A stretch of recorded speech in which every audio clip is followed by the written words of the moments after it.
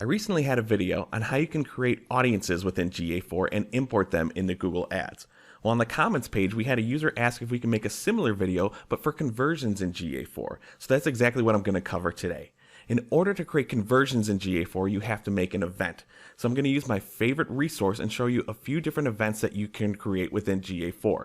I'll then show you how easy it is to take those events and make them into conversions that you can later import into Google Ads.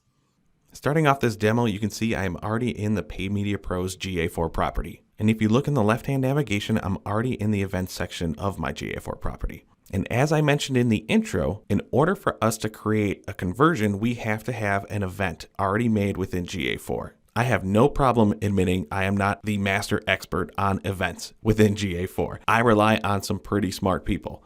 And there are many other resources out there, but I have learned most about GA4 event setup from Krista Seiden. She has some fantastic run-throughs on how to create events within GA4, and I have the link to her website within our video description. But I'm just going to go through one particular setup so you kind of get a basic idea of what's involved with a conversion. So let's hop back into Google Analytics.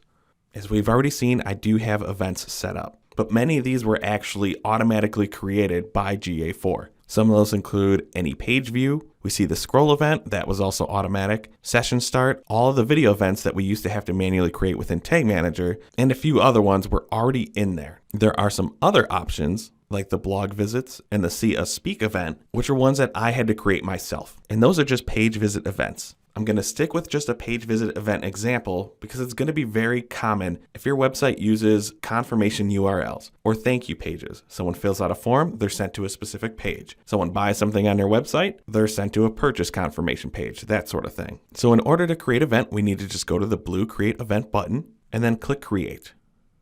We are definitely going to need an event name. And if you click on that field, we see Google Analytics offers us some default options that we can use. So if you want to plan on using any of these options, then that name makes sense. But in my case, I'm going to use the About page on the Paid Media Pro's website.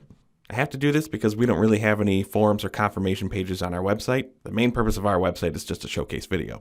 So let's pretend this is the thank you page on a website.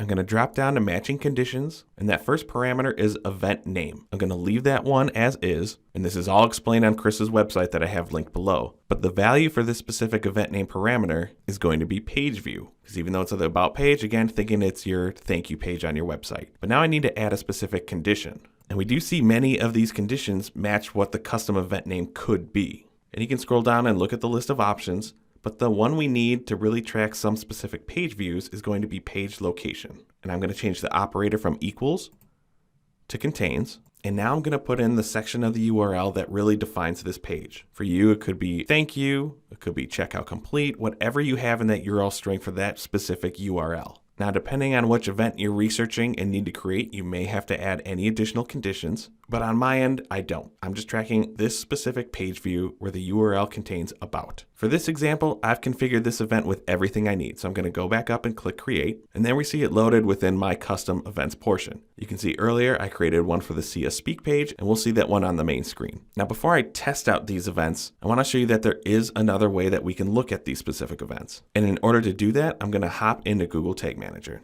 Yes, GA4 properties can help us eliminate a lot of the work that we normally had to do within Google Tag Manager, but sometimes there's just some configurations that are going to be easier within this platform. I already have a new tag opened, and if I click on Tag Configuration, we see one of the top featured ones is a specific GA4 event. Since I already have the GA4 tag on my website, I already had a specific tag created, but then we see certain parts look really familiar. Here's where I would add in my custom event name, similar to how we added that about page view name. But maybe you have another specific event that you want to create. There's my event name right there. This example is an RFQ form submit. If you click down, you'll be able to go in and add your specific parameters. And then if you have a custom trigger, form submission trigger is an option within Tag Manager. You can add it to this specific tag and publish it. And if you have the setup done properly, you'll be able to start seeing that within GA4 as well. Again, there are so many different types of events that you can create. I only wanted to go through a few examples. We'll have some resources again in the video description. But now I want to head back into Google Analytics just so we can start testing out these events. We have my About Page View event created, but now I want to confirm that it's actually working. So I'm going to close out this screen and head over to the real-time report. And it might take a little bit of time, but if you scroll down, you will see the event count. And there it is. the new one I just created, about page view. So now I know it's working. And when your events are working, you can now turn them into conversions. So let's head back to the events page.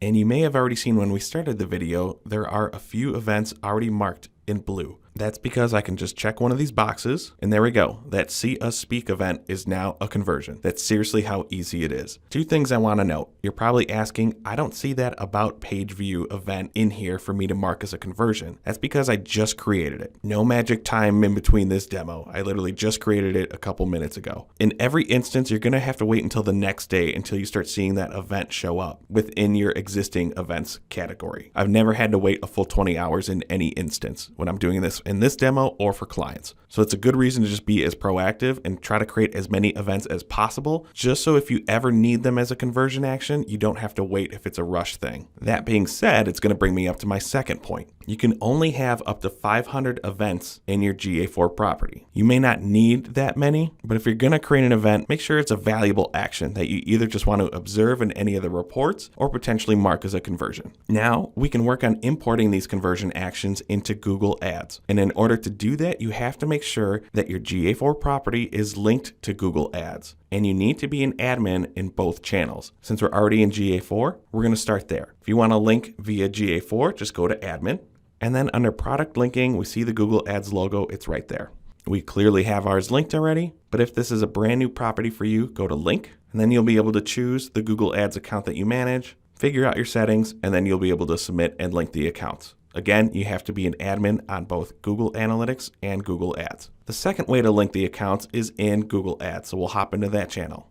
No matter what view you're in, head up to your tools and settings, and then under setup, it's going to be in linked accounts. I know some account views right now have setup and billing completely separate off of this view. Either way, it's going to be under that gear logo. It's setup, and there's linked accounts. There's Universal Analytics off to the left, but in the top right, there's our Google Analytics GA4 and Firebase option. Click on Details, and here's where you would find your account. Pretty much the same steps that we went through, but now in the Google Ads interface instead of Google Analytics. So now our accounts are linked. So let's import our conversion actions into Google Ads. In order to do this, let's go back up to Tools and Settings, and then under Measurement, we have Conversions.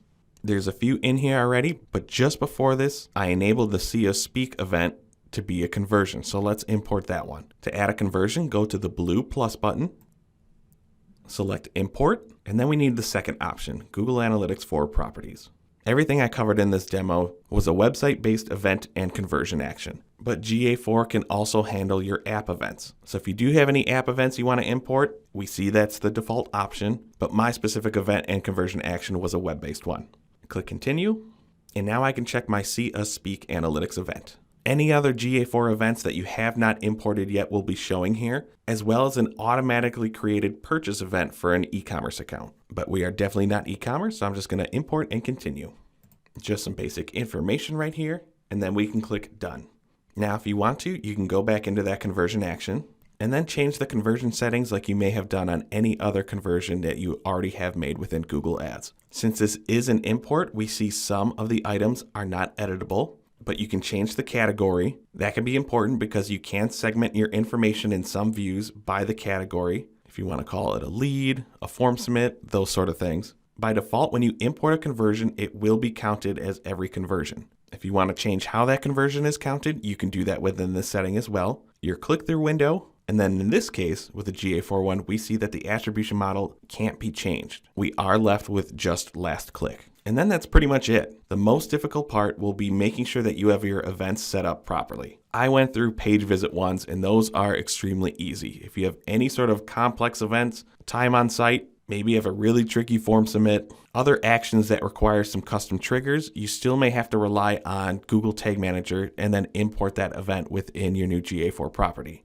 I'll repeat, I am not a guru on these GA4 events. I rely on other external sources. If you need additional help on maybe where to go to try to find some resources, please let us know in the comments. We'll try to direct you as best as possible.